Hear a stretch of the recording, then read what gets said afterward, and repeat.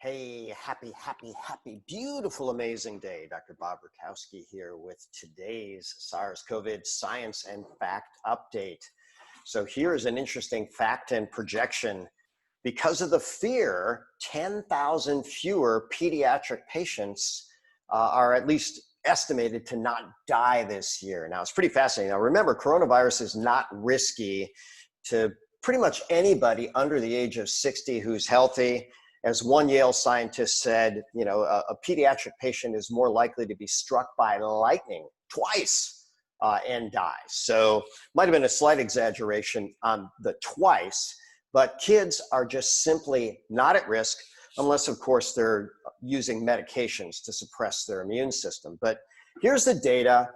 This is from Worldometers, and you can see that they're testing a lot more. Fascinating enough, CovidTrackingData.com, US Daily, 621,000 new tests just yesterday. So we're really ramping up the tests, but notice that these tests have been going up and up and up, same timeline on this, but deaths going down. So more people are being tested, that leads to more positives. And by the way, about 1 in 3 people that get tested are positive, and then look at how few, globally speaking, are dying. So, somewhere around 5,000. I don't want to belittle that number, but the whole world, we've got 162,000 people dying per day. So who's dying from COVID? Generally over 80, generally with some type of medical condition. Would those people have died this year? Many scientists say the vast majority would. All life is precious. Let's not get past that. We need to protect our seniors and our immune compromised. This is a graph of death rate from infectious disease, 1900 to present. You can see from basically 1900 to 2000, there was not a single pandemic, not a single pandemic. And if we compared it out beyond 2020, we're going to find out that the math doesn't make this a pandemic either. What makes it a pandemic? Policy. So this is the world death rate. We can see it. We've got it from 1950. We got it to current 2020. It was 7.579 per 100,000 now, per 10,000, sorry. So you start looking at that, and that is the global death rate. So now when we start looking, what is our world population? Well, there it is, snapshot out of this morning. How many births today? How many deaths today? We plug in the deaths and we can see that even though we're supposed to have a little rise this year, we're nearly 100,000 deaths below that which was projected. So it must be the masks, right? So this article goes back, 2006, American Journal of Infection Control, 2006.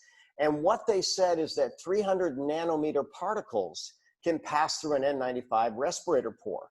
This virus is 100 nanometers. So there's a ton of them that can fly through, even at the same time. By the way, N95s didn't work against MERS. MERS was 36% higher. And then there's 14 studies that actually had good controls, good everything else. 14 studies shows that masks didn't work. You can look at that. Denis Raincourt, PhD, good guy with math, good researcher. Masks don't work. Now, who maybe should wear a mask? So if you're in the bottom 10% of sick people, right, the bottom 10% in the US, in the world, then you might qualify or feel better wearing a mask. You probably should stay home because masks don't work. But understand, only 1 in 38 of the bottom 10% will actually die. First Nobel Prize in medicine, what did they do? They took plasma from someone that got the bug, beat the bug. How many people who get the bug beat the bug? Over 99%.